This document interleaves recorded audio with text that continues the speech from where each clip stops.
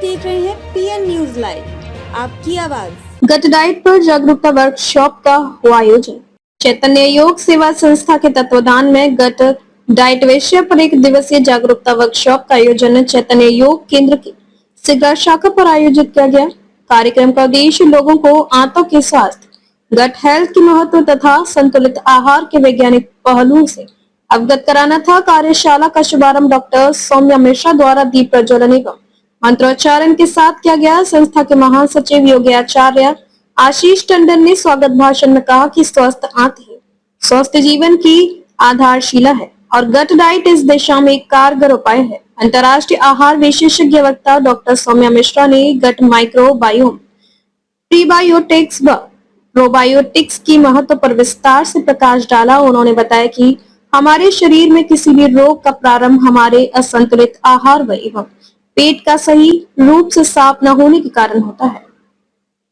मौसमी ताजे फल, सब्जियां, फाइबर युक्त आहार तथा अत्यधिक प्रोसेस्ड फूड से दूरी रखना गट हेल्थ के लिए अनिवार्य है।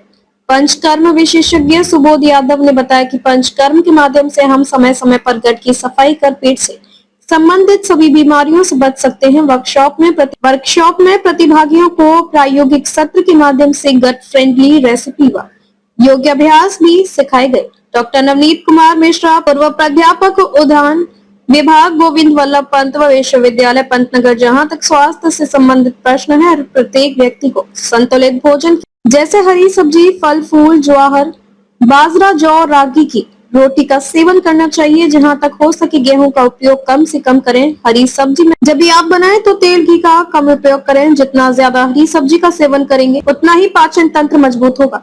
अंत में प्रश्नोत्तर सत्र हुआ जिसमें प्रतिभागियों ने अपने सवाल रखे और विशेषज्ञों ने समाधान दिए, जिसमें मुख्य रूप से डॉक्टर सुनीता शर्मा जी, राघव मणि मिश्रा जी, मंजीत कौर जी, कविता मित्तल जी, पुष्कर दीक्षित जी, गीता मेहरा, अखिलेश, दीपक सूर्या, पूजा जालन, दीपिका स्वयं, अपर्णा, ऋषभ, शोभित, जूही, राव जी, वैभवी, रत्नेश, देव, सृष्टि, गरिमा, अनुपम, नेहा, पूजा, कविता शामिल हुए। संस्था के अध्यक्ष श्री कमलेश पटेल जी ने सभी के आभार व्यक्त करते हुए कहा कि भविष्य में भी इस तरह के स्वास्थ्यवर्धक व जागरूकता कार्यक्रम आयोजित किए जाएंगे।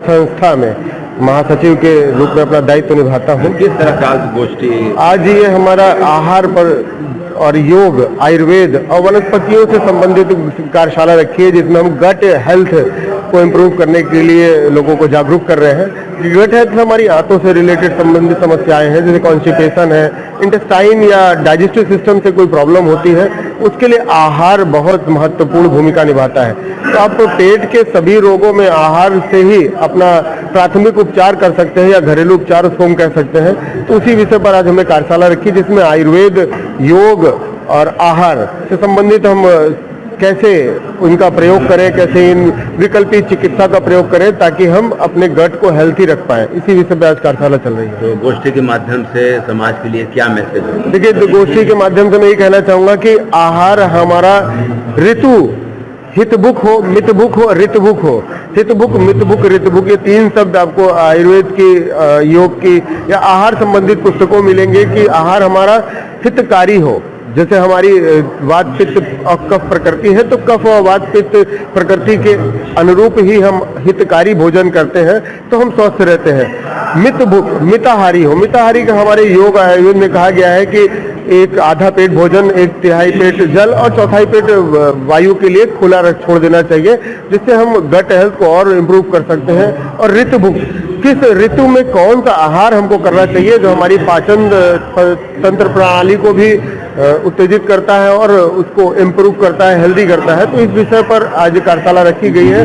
हितभुक, मितभुक, ऋतभुक, ये कैसा आहार हो जो हमारे गट को भी हेल्दी रखे, हमारे जीवन को भी। एक्सपर्ट वगैरह आए हैं कि?